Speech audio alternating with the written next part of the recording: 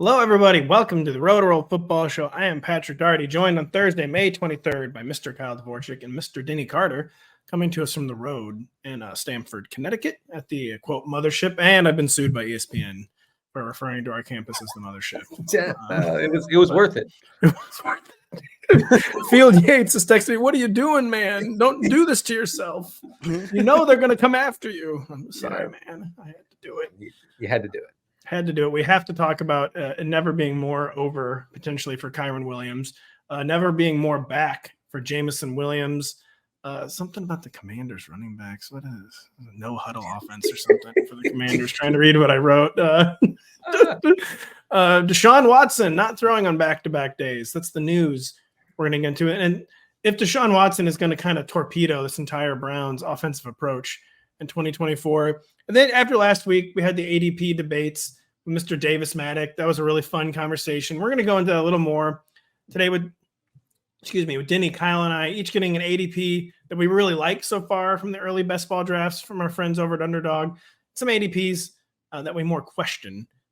Going into a long weekend, hopefully a lot of people will be listening to this podcast while they're grilling Denny. And I'm press and play the hits here because it's a long weekend, and I feel like you have to have some disastrously bad opinions on grilling and barbecuing. And what are they?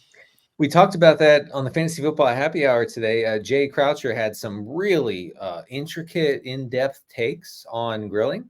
Sounds like a coded way to say bad. It sounds like you're trying to say he had bad takes, but didn't want to be harsh. Kyle, why are you attacking our coworkers, man? I had to admit on air in the studio that I have never grilled.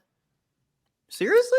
That was like that got a stunned silence even for me because I have grilled many times, always disastrously.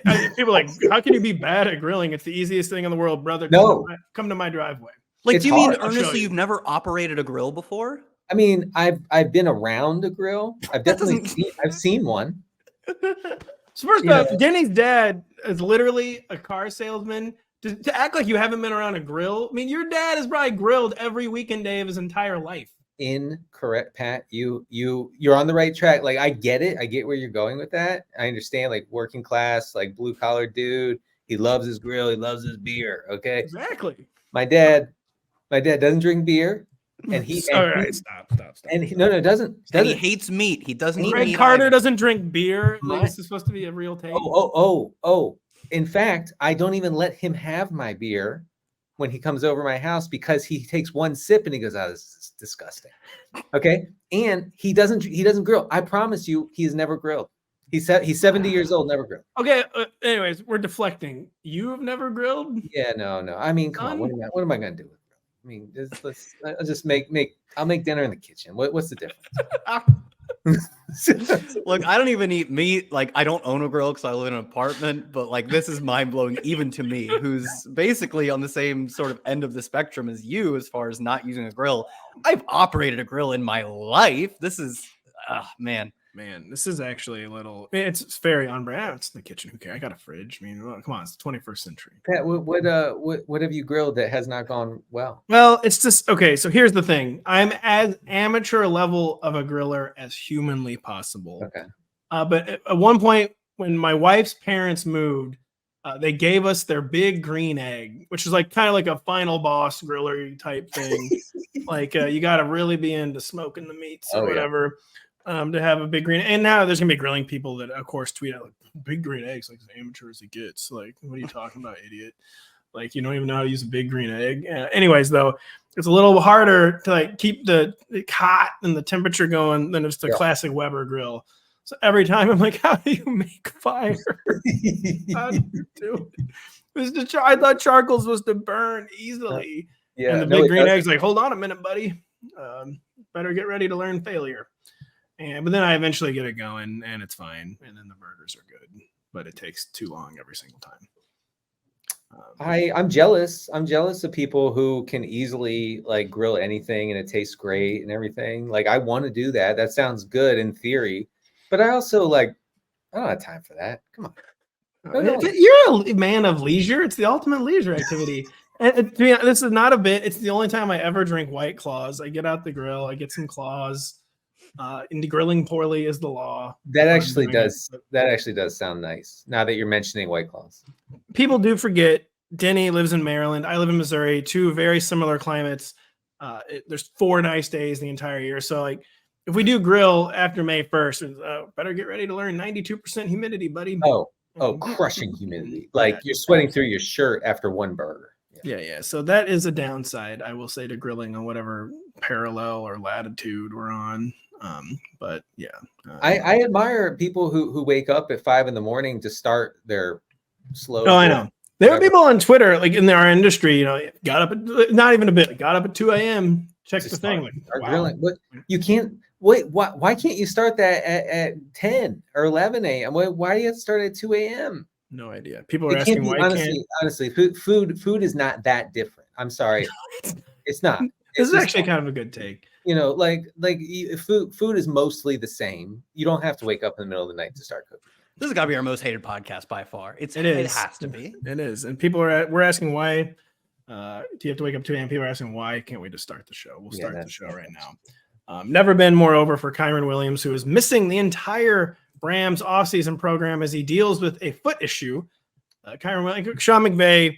So first off, Sean McVay just lies about his running backs. I hate to put this like title on him. He straight up lies about his running backs. He says, I don't care. I don't care that Kyren Williams isn't practicing at all this spring. It doesn't bother me at all. And he's like, it's fine. He's also totally fine. He's not even actually hurt, even though he can't practice. I like it. Sean McVay is almost leaning into I like it territory with Kyren Williams being hurt. This injury keeping him off the field is preventing future injuries from happening while he's off the field with this injury. It's perfect. It couldn't be a better setup.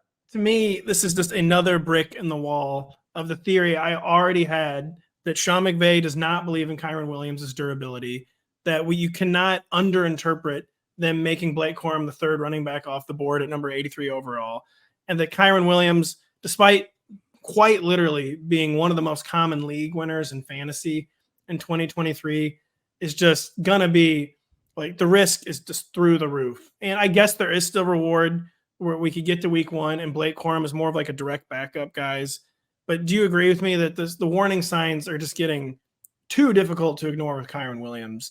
And you think there's any way in week 1 he's used the same way he was down the stretch last season where he was handling 25 touches per game? I think it's not impossible. Like you said, there's a scenario in which he is a pure backup. He's a 3rd round pick. They didn't spend a ton on him. We see guys get similar draft capital, like Tank Bigsby goes out and is just completely useless, doesn't even see the field. They wanted him to play. He was just horrific. Sure, yeah, but like Corum was really bad his final year in college too. Like he could be that guy. Like Kendre Miller got banged up his rookie season, and Dage was like, and Kyle has gone to. Oh, I thought that was me. Okay, good. No, sorry, it might have been me. We could run in that situation with Blake Corum, right? But like as you said, just every day another little warning sign pops up about Kyren, who was a lowly drafted player who was not a great prospect and found a spot he can excel in. Like Corum was drafted higher and is a similarly like, I don't think he's a great prospect. I think he'd crush in this system. I think it makes sense to protect Kyren's physical well-being through a backup who can do what is required. Every day that goes on, I just think we're less and less likely to see the Kyren we saw last year. Do I think it's possible? I'd say yes. I think it is totally possible. But poor Kyle keeps freezing. Denny, yeah. I'm kind of running roughshod over the show and its opinion of Kyren Williams. But do you have? I could be wrong. Obviously, Kyren's currently the RB7 on Underdog Fantasy, so there already is. He's already taking a big hit from his 2023 production, his ADP, where he's now officially like a mid-range RB1. Do you think I'm being too pessimistic, or do you think drafters are being too optimistic with RB7 for Kyren Williams? I mean, for me, there's no way I would take him in the top 10 running backs off the board. I might consider him at like RB like 13 to 15, but he's never gonna drop. He'll never make it there. Yeah. So what we're basically saying is we will not be drafting Kyren. So I'm out. Okay. Here's the thing that you can't quite quantify, and you mentioned this a few minutes ago, Pat. Kyren Williams won leagues for people last year. Okay. And when that happens in fantasy, we tend to develop that naturally and reasonably develop like an emotional connection to this player, right? And you're saying, well, Kyren brought it home for me last year. and you're not thinking, well, I drafted him in the 17th round. You're thinking it's the same guy. 17th round, first round, whatever. I'm taking him because he won my home league last year. And so those people probably, if you're thinking that way, you're probably going to take him. For me, I guess Corum would be the bet, but I'm not super interested in either of these guys. I could see the Rams just going super pass heavy this year and just hoping that Puka and Cooper Kupp can take it home for him. Corum is not overly cheap. He is the RB39, so he's sneaking into like flex territory where I really wasn't sure where his ADP would be. He's one spot ahead of Zeke Elliott right now, one spot behind Tajay Spears. That's kind of aspirational too. But I would much rather have Blake Corum as the RB39. I think Kyren Williams is the RB7. Do you agree with this, Kyle? Sorry that you're having the technical difficulties there. I was laying out, now it's like several weeks in a row I've been making like the negative Kyren Williams case on the show. It's a smart drafting group that's making him the RB7. Do you think I'm being too negative or they're being too positive? No, I mean, like I said, I can see the case for Kyren. I made the case that he was a truly gifted running back last year and it was a great role. Third-round rookies don't always hit. And they talked about Blake as a backup. They were like, we love him because he looks just like the guy ahead of him. That doesn't sound like a guy who forms a committee. It sounds like a guy who's a one-for-one replacement when Kyren goes down. But in the end, I do fall much more on your side of I'm not taking him at this price. If it continues to fall, which I'd imagine it does, I could dabble because he could be that guy he was last year. But I'm not betting on him being that guy. And his ADP right now suggests he's closer to that guy than I'm comfortable with making the bet for. So if Kyren falls to say RB10, he's then in the company of Derrick Henry, Josh Jacobs, Travis Etienne, and Isaiah Pacheco. Do you easily take him over any of those guys, or do you take Josh Jacobs, Travis Etienne, and Isaiah Pacheco over Kyren? That sounds like a spot I want to be drafting wide receiver every day because I would take him over those guys. I think he's a better pick than those guys. To me, that's just not saying much from how I'm drafting teams. I'd rather have Henry. The Henry ADP is going to climb, by the way. The Henry ADP is very, very pessimistic. RB9? Like, are you kidding me? Like, he was the RB9 on some of like the worst offenses we've ever seen the past. Yeah, he could probably miss like a quarter of the season and still finish as a top 10. Man, the mileage, the tread thing is real with Derrick Henry, but he's been in. I don't think we've really appreciated. Denny is trying to get Titans fans to appreciate it. Just how bad these offenses were that Derrick Henry is in. And some people were like, well, one of the reasons they were bad, Buster, because they kept giving the ball to Derrick Henry. Did you ever think about that? That wasn't the reason. That was not the reason, in my opinion. So I think RB9 is like tragically low for Derrick Henry, and that should be more like the RB5 to 6 range. By the way, 41 combined inside the 10 rushing attempts for Ravens running backs last year. You give 40 plus inside the 10 touches to Derrick Henry, and he's going to score 40 plus touchdowns. Like your league has never, it's a classic. Like your league has never been more over. Like I wish you had gotten. No, like it's scary. Round. I mean, the touchdown upside is frightening with this guy. Yeah, it really is. Is the upside frightening with Jameson Williams, who is the ultimate? It's over. We're back. It's over. We're back. Player. Apparently, he's never been more back, according to Lions coach Dan Campbell, who has described Jameson Williams as, quote, a man on a mission. And said he's the most improved player since the start of spring, which sounds really cool, but spring started, like 40 days ago. It's not really that big of a deal. And what haven't put on pads yet. Yeah, what did he see him in spring for like the exit interviews or whatever? It wasn't like beginning of training camp to end of training camp most improved. And like that's a month straight of practicing. I see how a big improvement could happen. Like, what are we even talking about here? Yeah, so he's basically saying this guy sucked last year, and now it looks like he might not suck, I think is what he's saying for Jameson Williams. Are you guys getting back? There was a vote of confidence. They didn't really augment the receiver core. I was surprised by that they didn't add someone to compete with Jameson Williams on the outside. I guess it's not just totally lip service that they believe in him. Can you guys get back in on just having let's just say any expectations for Jameson? Will Jameson Williams be rostered all season in 16-team redraft leagues? Let's start there. 12 team? 12 team, yeah. 12 team, you said 16 at first. 12 team, 16 man. I meant 16 round redraft leagues, guys. I mean, he's going at wide receiver 48, which I think is fine, like right around like Curtis Samuel, Ladd McConkey, Christian. That's right. Oh, how is he always the wide receiver? It doesn't matter. He could have just had like the worst 3-game stretch in history. Yeah, he's a wide receiver 48 still. I mean, but here I'm not excited. Here and the Lions had the 7th lowest pass rate over expected last year. They were under their expected dropback rate in over half of their games last season. So I think the best case scenario for Jameson Williams is if the season goes off the rails for Detroit, like if the defense stinks and they have to throw it a lot and they're bad again, I think then he can do something. But if things go the way that the Lions want it to go, this guy's not seeing any targets. I'm sorry, there's no targets. It's Gibbs, it's Laporta, and it's Amon-Ra St. Brown, and that's it. Those are the And he's only not a great target earner either. No. It's not like he has a strong ability to force the issue. The role he's been using, and at this point, I think the role he's likely to see throughout his career is the like exterior flanker splash play kind of guy. And in this offense, you are going to have droughts of weeks on end until you finally bench him. You're like, I'm done with it. And that's the moment he's the Gabe Davis, right? That's the moment he catches the 2 long balls. Yeah, he was a good prospect who got very highly drafted. He just really hasn't shown it at the NFL level. I know he's had like obviously like a very weirdly derailed career, frankly, but it's at this point in his career where I'm willing to be like, yeah, you got to prove it to me before I'm buying in, even at a relatively cheap ADP. Like I would smash Ladd McConkey over him almost instantly. Like that feels like such an obvious bet for me. It's relatively cheap, but also he's wide receiver 48. Christian Watson is the wide receiver 47. There are still good players in that range. See, Christian Watson is like what you're hoping for Jameson Williams to be. Basically, I don't understand how their ADPs can only one apart. Like I get that there's a huge never again contingent with Christian Watson, understandably so. Like how many times can one dude injure his hamstring? Like I just can't deal with this. Like I don't care if he does well for someone else. I'm not dealing with it.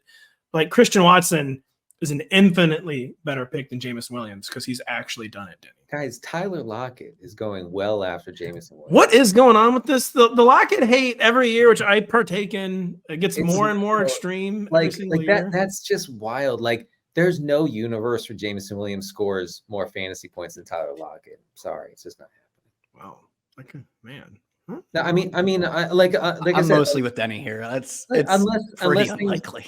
Unless things go completely, unless Amon-Ra goes down and Sam Laporta goes down and they have no one else. The last possible thing that they could possibly do is throw the ball to Jameson Williams, then they'll do it. Otherwise, they're not throwing him any balls. He's not getting. I think I agree. Boy, best ball drafters, by the way, still real big JSN believers. Real big. Well, you see, the thing is, he was really bad his rookie year, and then we thought, I'll sign up for that again, same price. So, yeah, he brought in a new defensive-minded head coach. I love it, man. I love it. Absolutely love it. I do think the offense is going to be better. I think they made a really good hire at OC. I'm not drafting JSN. You get dude, he cannot earn targets, and the ones he earns are useless, man.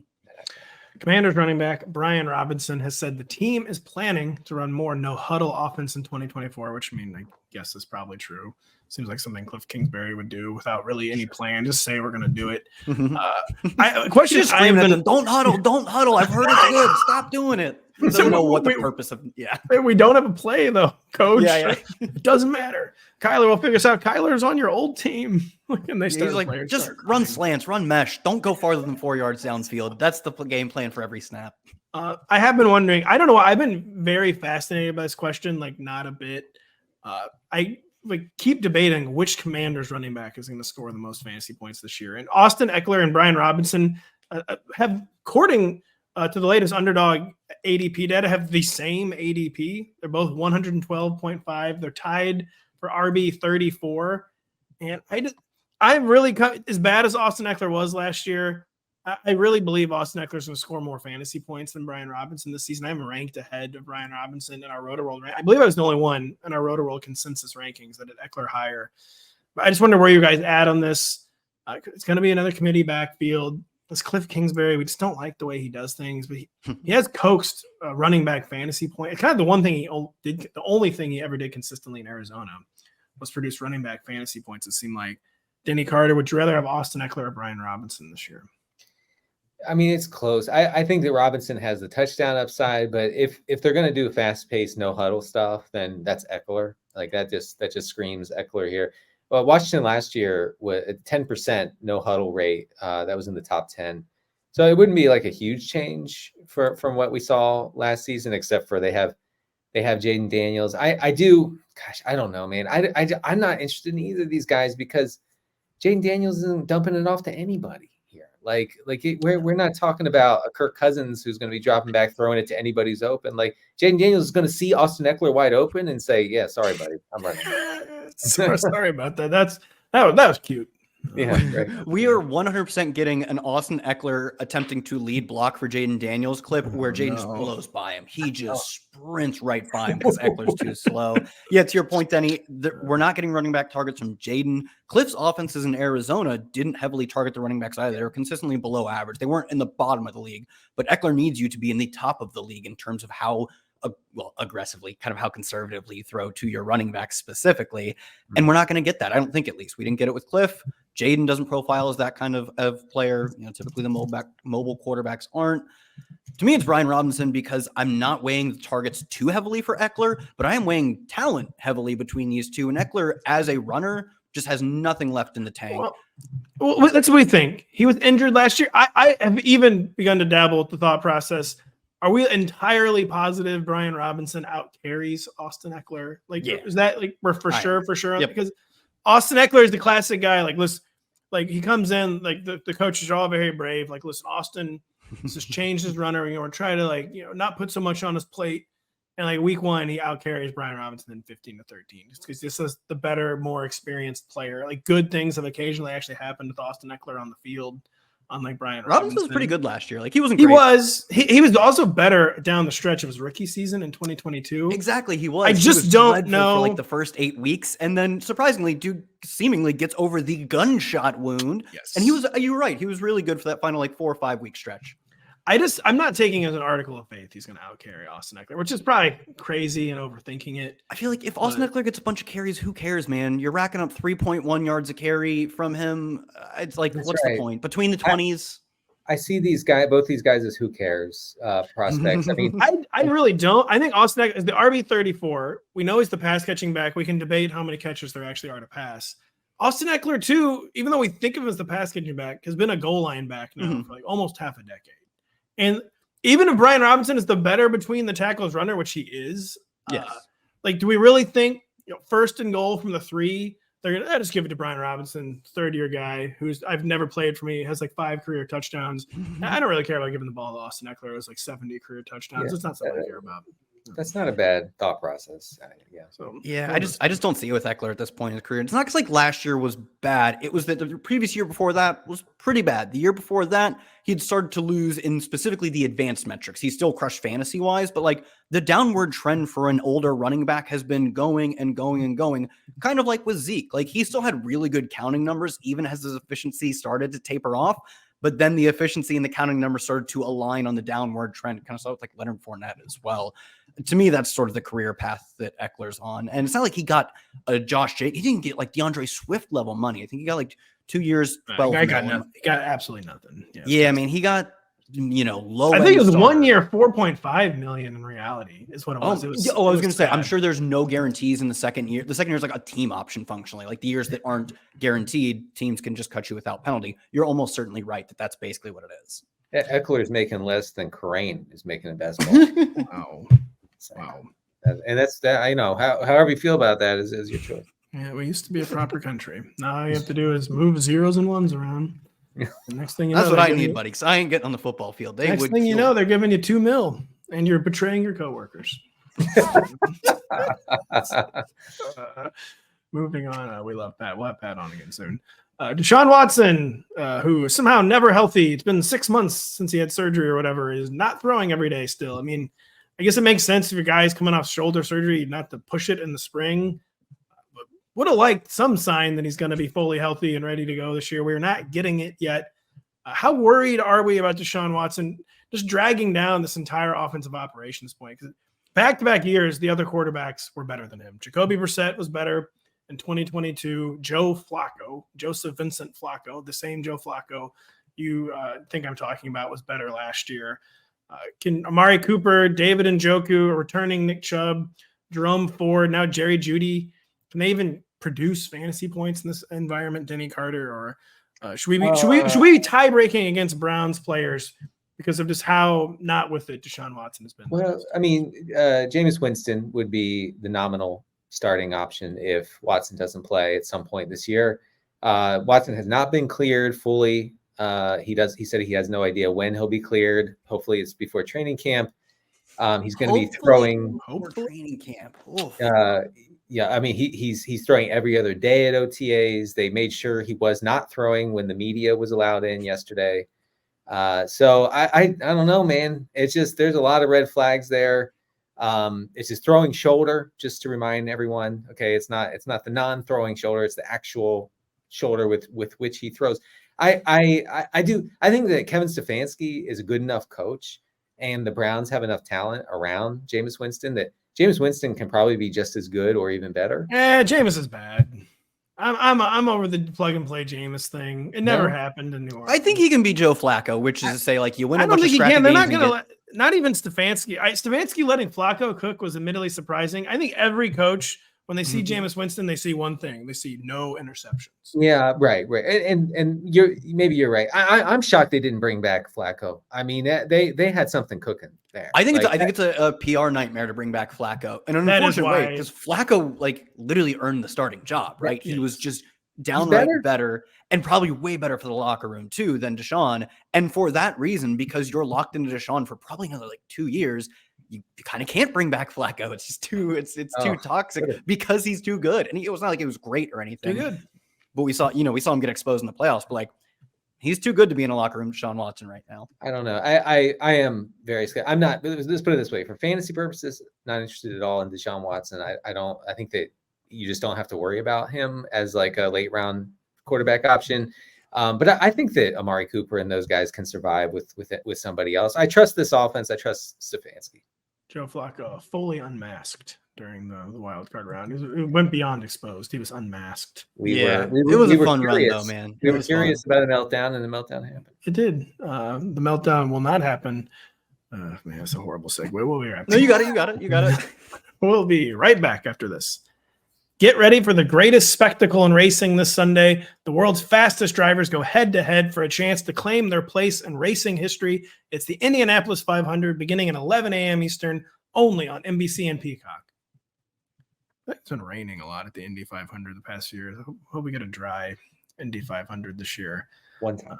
We've been raining a lot on parades. A lot of negative ADP talk recently. We're going to do a little more negative ADP talk, but we're going to do some positive ADP talk. We'll just begin with you, Kyle. First off, we don't know if Denny even has any players. He never put them in the document. Sorry, I do.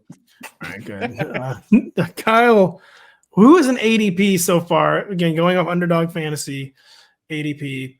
Who's a player you believe is going too low on May 23rd? Things are going to change all summer. It's very early, so on and so forth. We just learned the schedule, so ADPs will be changing. Who do you think is someone that is going too low? So a little backstory of this. I was talking to Pat Kyren, friend of the show, trader, as Pat mentioned, but also friend of the show, trader of the show.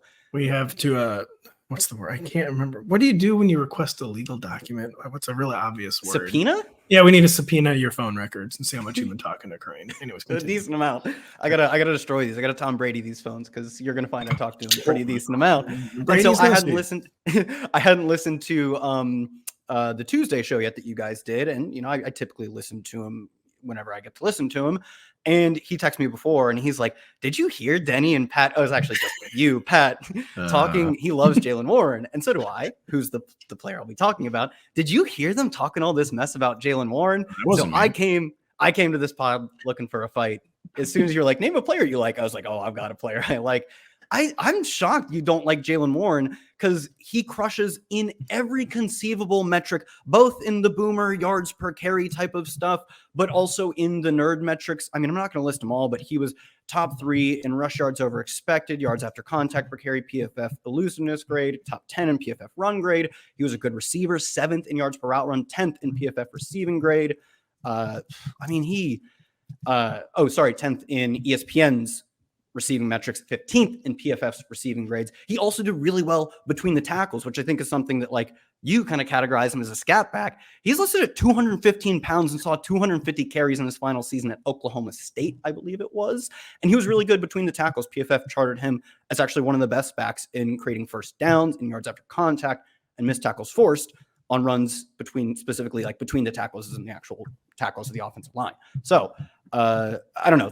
He checks every single box of the like backup this year's Tony Pollard, although the Tony Pollard didn't Well, actually. I was going to say that's really honestly the Pollard vibes are so strong with Jaylen Warren, and just for me the perspective is he's a player the coaching staff loves in that original Tony Pollard role, and they're afraid about giving him a larger role. Tony Pollard got the role, but he needed Zeke to depart first. Jaylen Warren Zeke is still very much on the roster, and Najee Harris. We know they're going just ultra giga mega hella run heavy this year because of their lack of receiving talent, because of their Art Smith infusion, and I just don't see the workload meaningfully increasing for Jaylen Warren. I don't like the only reason Najee Harris is even on the roster is to still kind of handle goal line carries. I just don't really see the workload increasing. I do see him just remaining typecast in the Pollard role, which is quite valuable. And Tony Pollard in Jaylen Warren's defense did get into the top 12 basically 2 years ago. Exactly. I think that's probably the hope. I don't think Najee's going away. Najee was actually solid last year. He was way better than I expected. And honestly, like if that offense had been good, he probably kind of proves me wrong. He was better than I thought he'd be last year.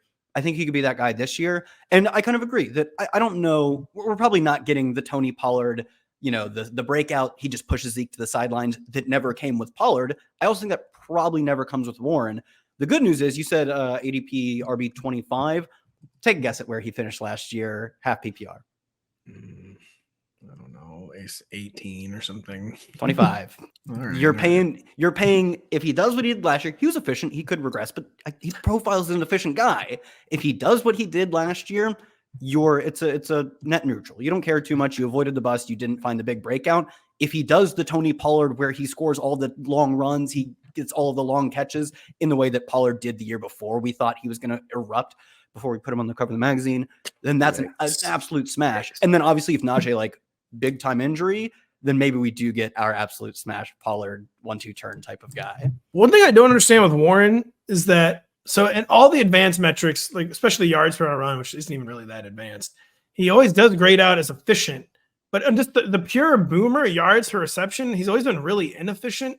Usually want a running back to average 8 yards per carry. He's at 6.6 for his career, including 6.1 last year. So, he graded out really well in yards per out run, though. So I wasn't really sure like what the disconnect is there with Jaylen Warren and his receiving.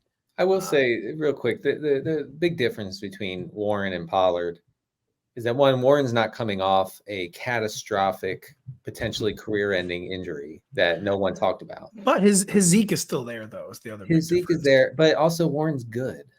I mean, Pollard was good. Pollard was all right. There's a long history, though, of Tony Pollard's getting thrust into a bigger role. And then it actually does turn out the coaching staff was right all along. Warren, I don't know, man. Warren's just, I hate to say this, but he's actually built different. He's actually like physically also, though. That's part of why I like him. He's short, like he's 5'8", I think, or whatever. He's 5'8". He's listed at 215. He looks thick. Like he can handle. I don't think he's unseating Najee to get 250 carries without a Najee injury. But like, could he really push Najee to a 1A, 1B? He's also getting passing down work. Like, absolutely, he can do that. He would be so much more efficient than Najee that I think right now he is a very small loss and very big win candidate at a reasonable price. Like I said, I don't think Najee's ever disappearing until the moment he's off the roster. He's changed his name to Najee Algiers, by the way.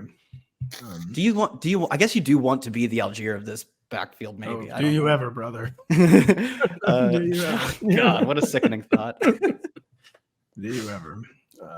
That is a really good point. That the ADP is reasonable for Jaylen Warren. So he's a player who could have gotten steamed up like RB. He probably will, I think. By the end of the summer, I could see myself saying, like, I'm glad I drafted him a lot in June and July. The August hype rolled around, and he was the RB. I mean, we do this with Pollard every year before. I mean, including last year. I think he will get steamed up. So if you want to get him, I'd get him now. Denny, you inform us a player named Josh Jacobs is being taken. You need to immediately correct the Come on, man. Your diagnosis. One typo. Oh, I thought you were just doing that. I Denny typoed once, and I had to read it on there. Call it out. Sorry. It was actually too funny of a typo, not to mention is why. But you think Josh Jacobs, the RB10, is too high? I do agree. What is your case? Yeah, I mean, our friend for the eighth time, we're going to reference Pat Kerrane on this podcast, and I listened to a recent episode of Legendary Upside, which is a good listen. Folks should check it out. And he made the point, and I believe I mentioned something like this, but Next Gen Stats tell us a very clear story about Josh Jacobs, which is that he's bad.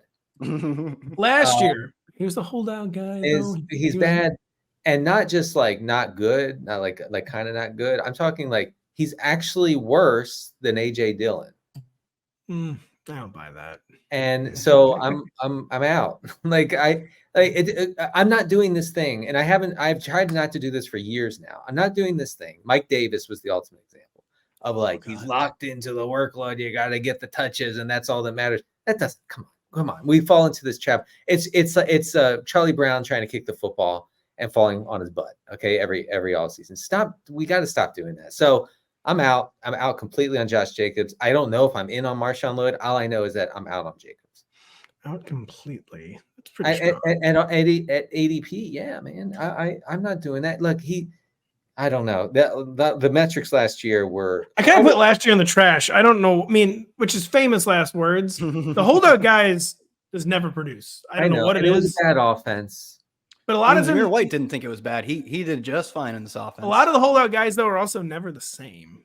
I was going to say that. Yeah, I think part of I heard you mention this. I think on the Tuesday show that I hate listening to because I heard you were going to trash talk Jaylen Warren. That show, to be specific, listen to it. It's a good show. The holdout guys they all seem to fail, which I think is probably true. But my guess is part of that is the holdout guys are obviously typically like franchise tag or end of their. I mean, they all are franchise tag or end of the contract tag or end of the contract guys. There's a reason their team doesn't want to pay them. It's probably because they see the end coming, especially with running backs. Like you're on your last deal and you want a ton of money. Let someone else give that to you. We know what happens at this position is typically what these GMs are saying. So yeah, it shouldn't be awfully surprising that when these guys, their teams refuse to pay them and then they hold out and then another team coughs up the money, that like, that's the beginning of the end. And I think maybe we're just missing a little bit of like, which one's the chicken and which one's the egg. My charitable interpretation of what the Packers are doing, I tend to agree on Josh Jacobs, but you could view their offseason moves through the lens of we're tired of the 1A, 1B thing. We just want like kind of like the Eagles. We just want an actual every down running back. And he's not going to play every down, but he's going to be out there 70 to 75% of the snaps, more than Aaron Jones was playing. Marshawn Lloyd is like a true lightning change of pace back. He's not going to be a 1B back. He's, of course, an entirely different runner than AJ Dillon, who is somehow still on the roster. That is disturbing and concerning. But that actually kind of is my interpretation of the Packers, because it was a surprising move signing Josh Jacobs. Didn't really seem like something that they would do. That's kind of my interpretation. Is like, all right, the 1A, 1B thing, thought it was going to work, and then it didn't. Just give me a guy who plays every snap, who we don't have to rush off the field in certain situations. We don't really care if he's like horribly efficient or not, but he is going to play a lot, and he actually will see the touches. So I don't think RB10 is egregious. I do think, like most of the time, I'd be letting other people take him, though, is what I'll say. That's where I fall on him. Like 2 years ago, he was really good. And the thing he does is he gets all of the touches, all of the snaps at his peak. That's what he does very well. And on this Packers offense, there's a ton of potential for a guy who sees all the snaps, who's also maybe good. He was good 2 years ago. That guy could crush. I'm not confident, though, that he sees all the snaps. They did spend a decent amount of draft capital on Marshawn Lloyd, and I'm not confident that he's that good guy he was 2 years ago. And those lack of confidences is what makes me say, like, yeah, I'm going to end up with some of him. I'm drafting like a few hundred teams this summer, probably in best ball drafts. That's after the 300th is when I like, all right, 300 drafts therapy. Then week one is how it's structured right now. Seekhelp.gov. He's not a 0 out of 300, but he's less than whatever 1 out of 12 times 300 is. Do you guys think my players, I don't even really have a case necessarily against this player. That's good. But wide receiver 9 for Marvin Harrison does strike me as very high. And it's more about Kyler Murray than it is for Marvin Harrison, where Kyler has tended to not be an elevator of receiver talent. He did for a little while with DeAndre Hopkins. He's also a feuder with wide receiver talent. I just don't know about this kind of potentially already in decline Kyler Murray with a rookie. So, I believe in Marvin Harrison as a prospect big time. I really don't know if I believe in Marvin Harrison outpointing all but 8 receivers. And like his ADP, he's going ahead of Drake London. That's fine. He's going ahead of Brandon Ayuk. He's going ahead of Chris Olave, Devontae Adams, Debo, Nico Collins. I'm not saying I'm against it, to be honest, because if I'm on the clock, I can see the argument. Like, whatever. I'm just taking Marvin Harrison's upside. Like, I'm not worrying about like these guys who may or may not see bigger target shares, who may or may not bounce back from like a quiet 2023. So I do see the argument. I'm just wondering if you guys feel that wide receiver 9 is very aspirational for Marvin Harrison with Kyler Murray, Denny. He's probably going to need to really dominate targets because I think this team wants to be balanced or run heavy. Last year, only the Steelers and the Falcons had lower neutral pass rates. So when the game was within 7 points in either direction, and the Cardinals were very near the bottom of the league in pass rate when they had the lead. So if the Cardinals are going to somehow be okay this year, and I think that that's somewhat reasonable considering they finished last year pretty strong and Gannon seems to have some sort of a plan there. I think it's going to be not a lot of passing. So he's going to have to get it done, I think, on probably limited volume. I don't know. I'm not excited about him really at all right now. Maybe that'll change as ADPs shift. I'm much more excited about like Malik Neighbors, for instance, at wide receiver 24. What do you think, Kyle? I mean, I really do respect your opinion on these kind of things. I always, in general, really respect your ADP opinions. Too high, too low for Marvin Harrison. I'm fine with it, especially in best ball drafts where like we care so much more about week 15 than we care more about week 16 and then week 17. If Marv is hitting, it's probably, I mean, rookies historically have been hitting at that final, month, 2 months of the season. So yeah, I think, on average points per game, wouldn't shock me if he ends up losing out to a guy like Devonta Adams, Olave, or Waddle behind him. But he's in that range and he's hitting his stride in the final month. Seems like the perfect best ball kind of pick to me, even if I get the price is a little rookie fever-ish. Is our Call of Duty guy, Kyler, though, just like sees me checking down to forgetting Trey McBride's name. He seems to be checking down to Trey McBride 15 times a game. Kyler, I see, likes to press the easy button, I feel like where every once in a while he's like, or whatever, I'm going to actually work at this downfield thing. And then he just gets bored and does the horizontal raid thing. Well, he got horizontal even without Cliff though last year. They were really lacking talent. They were lacking talent, and he was, coming in mid-season after the entire offense was built around playing Josh Dobbs or whatever. I agree. Like, it's tough to say we know he'll aggressively push the field. I do want to downweight how much we care about what he did in Cliff's offense to a degree, right? I don't think he's like a superstar, obviously, but I'm not too concerned. I think he meets the threshold of he's a good enough quarterback to help his superstar potential talent wide receiver who has Trey McBride and no one else to compete with for targets reach a low-end wide receiver 1 season. This is also a low volume offense, 8th fewest plays, offensive snaps last year. The path is narrow for Harrison is what I'm saying. Speaking of narrow, I'll go with the guy I think is going too low and maybe the league's narrowest target tree right now, the Pittsburgh Steelers. But George Pickens, you know about Lucy with the football. Like we've had plenty of those moments with George Pickens. Like, well, this time it counts with George Pickens. Yeah, right. But it's like the second he got even vaguely competent quarterback play last year. I mean, Mason Rudolph was enough to elevate George Pickens. Yes. And Russell Wilson in horrible terminal decline. But I feel like this is still like a step up.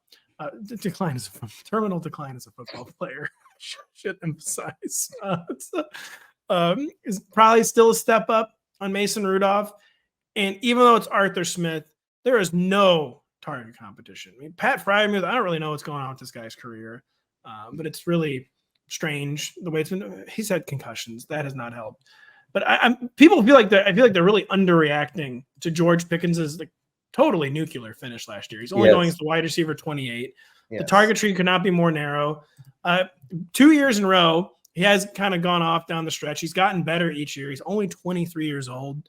Wide receiver 28 seems very, very pessimistic to me on George Pickens, Denny Carter. Pickens' target per route run started to really rise in the final month or month and a half of the season. I think that was indicative of a player who had stepped up to the point where the team was like, okay, we got to get the ball to this guy. Deontay Johnson being out means that there's not going to be a clear PPR cheat code running around the middle of the short area of the field. Maybe Roman Wilson will do that, but who knows? Maybe, like you said, Freiermuth. Yeah, I'm in on Pickens. I think he will be somewhat frustrating because this is going to be a low volume passing offense because it's Arthur Smith. And I should say we're going to get a lot of touchdowns. We're going to get a lot of big plays from Pickens. Deontay Johnson leaving is a big deal, and I don't think we're reacting to it enough. No, and it is the kind of Russ in decline again. It's the kind of player Russ has had a lot of success with on the boundary. Yes. Though. Russ loves the sideline moon ball. Kind of one of the only things he was still allowed to do last year. Found a lot of touchdowns at the Cortland Sun. Those aren't really moon balls, but I feel like he could strike up a red zone connection with George Pickens. I mean, Kyle, what do you think?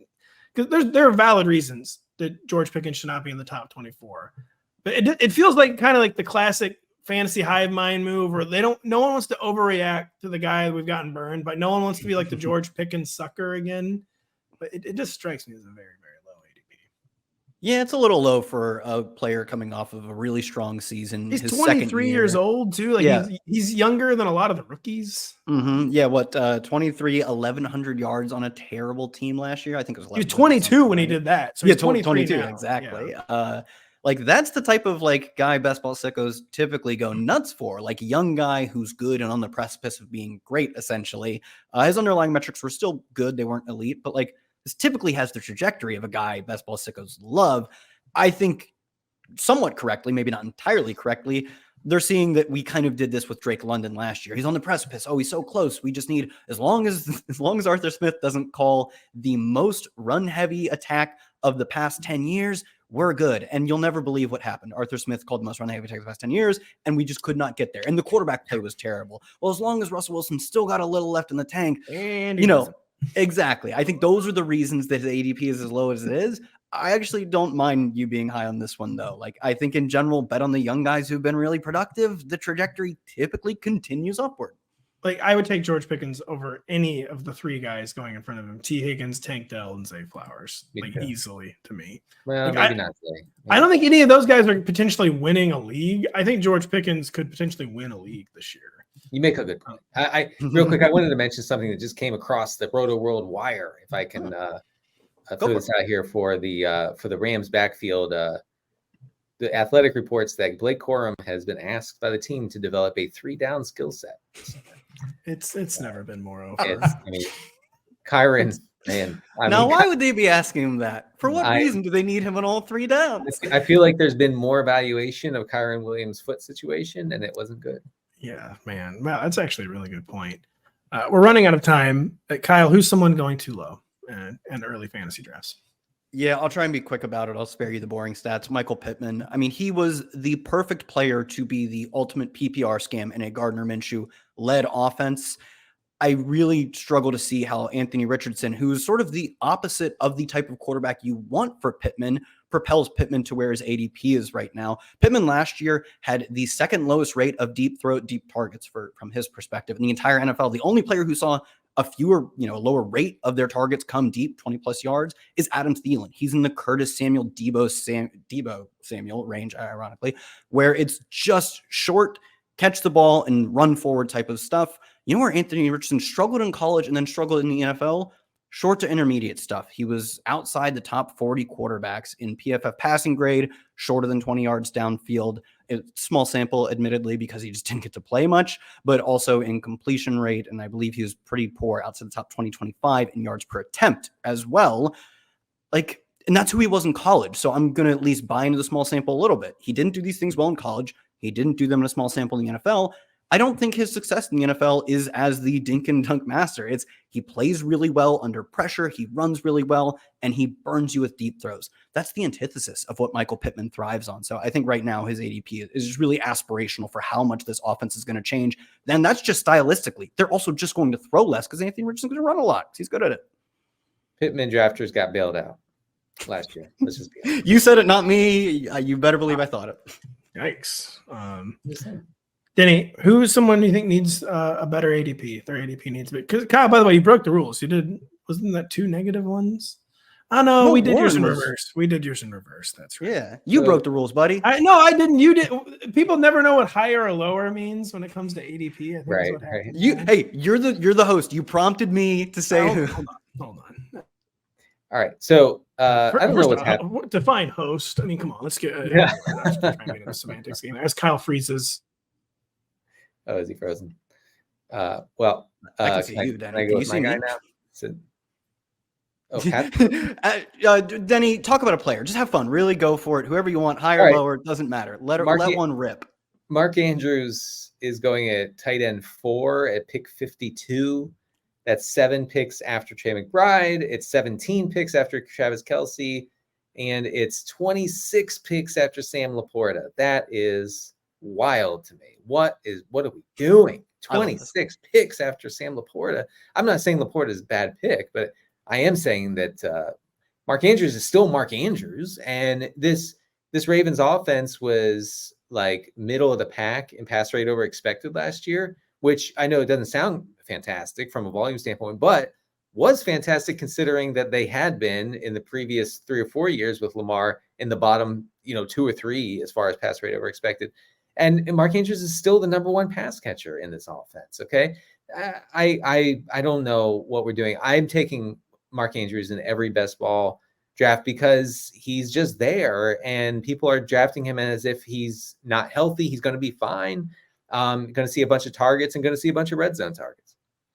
Yeah, I especially the way you framed it with the other tight ends that go in the range, with Sam Laporta being the highest. Like, who do you think in your mind's eye is a more talented player? Mark Andrews or Sam Laporta? Just shoot. I mean, I'm going to Andrews. Andrews. And I like Sam Laporta, but he seems like a really solid, good tight end. Mark Andrews is historically one of the most efficient, highest ceiling tight ends for the past half decade. And he's so much cheaper. I think he's in the sweet spot of like, I get it. Travis Kelce's getting load management throughout the season. I get it. George Kittle is the number 2B, 3 receiver, pass catcher on his team. But like, these guys are so incredibly talented. And something that a lot of smart analysts have harped on for a decade is that like the tight end 5 to tight end 20 are like the same guy. Some of them stumble into touchdowns. Right. It's never the ones we think they are. But actually, like the tight end 1 through like 3 to 5, essentially, depending on what the talent landscape is like, those guys are really good year in and year out. It's not coincidence. Yes. It's because Travis Kelce is a number 1 receiver who we call a tight end. Mark Andrews is a number 1 receiver who we call a tight end. That doesn't change from year to year. The touchdowns of the tight end 7 change every single year. Andrews being an elite, essentially wide receiver talent in terms of his ability to produce doesn't change. He's just as good. And he was just as good last year too. So I love this. I think he was a really strong pick at this. I think he'll probably move up an ADP. I think Pat's internet went out. So then you have any work coming out? You're on the happy hour if you want to talk about that just for a moment. Check out, we have some segments on the Rotoworld site from today's Fantasy Football Happy Hour. We talked about best ball. We brought best ball to the people and had a good talk with Lawrence Jackson, with Jay Croucher, and of course with Matthew Berry about that. So check it out right now. I don't know if you mentioned this. I had a short best ball playoffs article come out last week, I believe. Do we have an ETA on the GM article? I gotta assume Pat has teased the GM article for It's going to come out before the season starts. That's what we know.